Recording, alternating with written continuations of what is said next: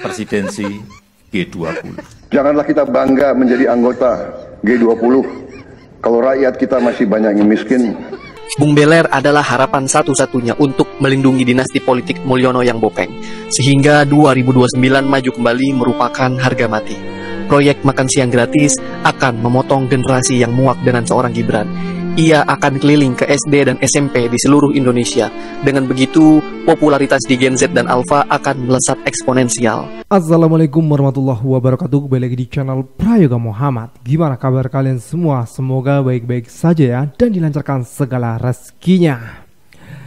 Kita akan membicarakan soal sandra menyandra antara Pak Jokowi dan juga Pak Prabowo. Ngeri, politikus PDIP bocorkan pertemuan Solo menyandra Prabowo. Ini sudah beredar ya di berita ya, dan kita akan membahasnya. Sebelum gue membacakan beritanya, mari kita lihat dulu ya. Beberapa hari terakhir ketika Pak Prabowo dilantik, dari mulai pidato perdananya, sidang paripurna di kabinet yang perdana juga, di situ terlihat sekali ya perbedaan kualitas dan juga perbedaan kepemimpinan antara Pak Prabowo dan juga Pak Jokowi. Di sini kita bisa melihat secercah harapan dari kepemimpinan Pak Prabowo, yang dimana kita bisa melihat juga ketegasan dari Pak Prabowo yang memberikan arahan kepada anak buahnya, yaitu para menterinya. Beliau juga menyentil soal birokrasi yang sangat ribet. Beliau juga mengatakan kalau nggak mau ikut aturan presiden mending keluar saja dan lain sebagainya. Sehingga ini menjadi motivasi untuk para pembantunya juga tegas dan disiplin kepada bawahannya. Kalau kita melihat dari sudut pandang yang ini, kita merasa bahwasanya tak mungkin lah ya Pak Prabowo akan disetir oleh Pak Jokowi. Tak mungkin juga jika Pak Prabowo tersandra oleh Pak Jokowi.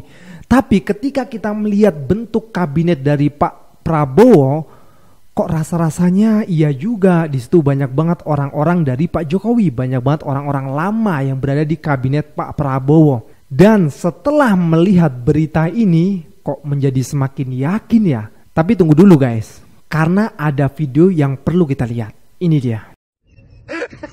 Indonesia adalah negara pertama, negara berkembang pertama yang menjadi presidensi G20. Janganlah kita bangga menjadi anggota G20 kalau rakyat kita masih banyak yang miskin, masih banyak yang lapar. Lihat kata-kata dari Pak Prabowo. Statement Pak Prabowo ini benar-benar menonjok Pak Jokowi. Dimana Pak Jokowi bangga ya negara Indonesia ini menjadi anggota G20. Tapi Pak Prabowo melihat fakta. Dimana beliau mengatakan janganlah bangga menjadi anggota G20 sementara rakyatnya masih banyak yang miskin. Kan itu fakta. Terbantahkan.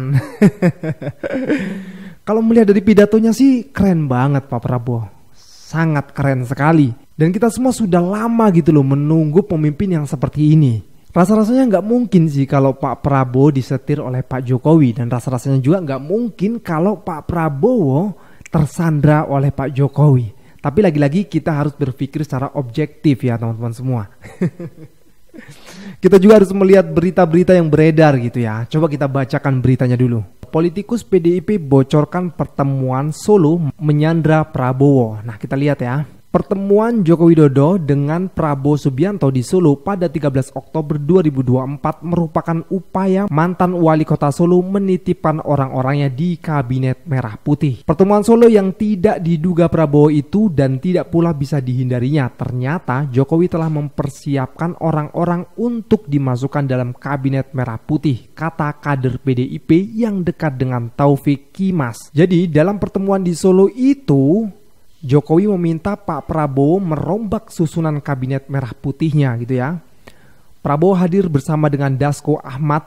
Apa aja yang dirombak susunan kabinet yang sudah dirancang Prabowo, ungkap Bitor. Di sini Bitor mengungkapkan Jokowi telah mempersiapkan orang-orangnya untuk dimasukkan ke dalam kabinet merah putih, di antaranya Luhut Binsar Panjaitan sebagai Dewan Ekonomi dan Dewan Presiden, Budi Gunawan di Menko setelah dimundurkan dari BIN, Pratikno juga Menko. Munculnya M. Kodari di Wakil Ketua KSP, Kodari adalah penggagas Jokowi 3 periode. Awalnya Prabowo hanya ingin memiliki 3-5 menteri koordinasi, paparnya. Pertemuan Jokowi dengan Prabowo Subianto di kediaman Jokowi di Sumber, Kecamatan Banjarsari, Solo, Jawa Tengah, Minggu 13 Oktober 2024. Pertemuan tersebut berlangsung secara internal sekitar 1,5 jam. Gibran sebelumnya mengkonfirmasi pertemuan antara Jokowi dan Prabowo di Solo itu saat ditemui seusai belusukan di Pasar Ampel, Kabupaten Boyolali Minggu pagi.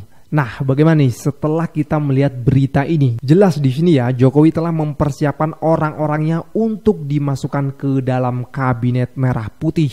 Nah, lalu sekarang kita melihat ya tweetan dari oposisicerdas.com. Ngeri, politikus PDIP bocorkan pertemuan Solo menyandra Prabowo. Coba kita lihat komentarnya ya. Dari Andi Adani, saya rasa Prabowo bukan orang yang bodoh yang gampang disandra dan ditakut-takuti.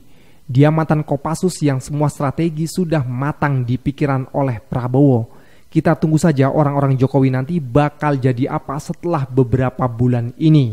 Dari Yusuf Fatan, sudah ditebak jauh sebelum terpilih sehingga mudah untuk disandra, dibonsai dan mungkin dilumpuhkan. Sebelumnya saja mengatakan akan membawa semua personil lama masuk ke dalam jajaran dan sudah terbukti ada 16 personil. Hal seperti ini mudah untuk ditebak dan dipreteli dari dalam. Dari menanti janji Presiden ke-8, jika benar kebocoran dari kader PDIP B. Suryadi, sungguh miris dan ironis. Ex-Danjen Kopassus bahkan Prabowo yang pernah menjabat Pangkostrat yang wawasannya sudah go internasional kok nyerah begitu saja pada ex tukang mebel. Dari Didi, kalau ini benar saatnya Pak Prabowo buka dan lawan ini semua. Sebagai sosok tangguh yang ingin mati di atas kebenaran membela rakyat. Tentu ini bukan lawan yang membuat gentar. Ini saat yang tepat melawan kezaliman bersama rakyat. Rakyat pasti bersama Anda Pak Prabowo Subianto. Nah, setelah kita melihat komentar dari akun X ini, rasa-rasanya tidak ada alasan jika Pak Prabowo tidak melawan. Karena sebenarnya rakyat itu bersama Bapak Prabowo. Mungkin inilah menjadi waktu yang tepat di mana kezaliman harus dibinasakan. Wow, mantap kali ya. Tapi gue yakin sih Pak Prabowo komitmen dengan ucapannya. Yang dimana banyak sekali di situ menyentil pemerintahan dari Pak Jokowi sendiri gitu loh. Kan keren ini. Kita lihat dulu videonya. Dengar pidato yang begini baru lagi terjadi, mulai dari isi penyampaian hingga ekspresi yang berapi-api. Penantian panjang 08 menjadi presiden akhirnya terbukti. Sungguh tak menyangka pidato Bapak Prabowo seperti itu. Hampir semua masalah bangsa diuraikan satu persatu dengan harapan semua elemen bangsa kompak dan saling bantu. Mantan presiden, pemimpin negara lain turut hadir menyaksikan. Rivalnya, Pak Anies dan Caimin mengucapkan selamat dan dukungan. Walau Ibu Megawati dan Pak Ganjar Mahfud tak hadir, Pak Prabowo selo aja ya kan. Pidatonya seperti semangat berapi-api ala Bung Karno sangat terlihat. Kecerdasan yang dikemas rapi ala Bung Hatta tersusun cermat. Gaya tawadu dan militeristik ala Soeharto punya pengaruh yang kuat. Begitupun bait dan narasinya sudah sekelas dengan Pak Anies. Wibawa dan karisma ala Pak SBY yang nasionalis dan wawasan dunia dan karakternya ala Pak Prabowo sendiri kita terharu dan bikin nangis. Standing applause dari hadirin selalu menggema dan bikin merinding. Mengapresiasi semua presiden dan karyanya membuat kita bersanding. Walaupun pertama kali dalam sejarah di pelantikan ada kejadian keluarga diteriaki, bikin genting. Selamat sekali lagi Pak Prabowo Subianto dan Gibran Raka Buming Raka. Tunjukkan dan buktikan apa yang menjadi visi dan misi dan program kepada seluruh warga. Hindari kegaduhan seperti kop surat menteri 98 bukan kasus HAM berat karena nanti bisa celaka. Tak masalah menteri di kabinetnya gemoy dan memang terbanyak dalam sejarah. Dianggap bagi-bagi kue kekuasaan tak masalah selama bisa bekerja dan searah. Mari kita berikan dukungan maupun kritikan selama itu untuk kepentingan negara. Merdeka. Ya itulah ya teman-teman semua, komentar mengenai Pak Prabowo dengan segala pidatonya yang berapi-api, yang membuat kita semua sebagai rakyat itu bangga mempunyai pemimpin yang punya kualitas gitu loh. Mengenai makan siang gratis, apakah benar makan siang gratis itu akan dihandle oleh Gibran Raka Buming Raka? Kita lihat dulu video ini. Kenapa Gibran ngebet dapat proyek makan siang gratis? Sini biar gue jelasin. Bung Beler adalah harapan satu-satunya untuk melindungi dinasti politik Mulyono yang bopeng. Sehingga 2029 maju kembali merupakan harga mati. Proyek makan siang gratis akan memotong generasi yang muak dengan seorang Gibran. Ia akan keliling ke SD dan SMP di seluruh Indonesia. Dengan begitu, popularitas di Gen Z dan Alpha akan melesat eksponensial. Selain itu, anggaran yang sangat besar menjadi faktor penting, karena sangat rentan disalahgunakan untuk kepentingan memperkokoh Fufu Fafa berdandan.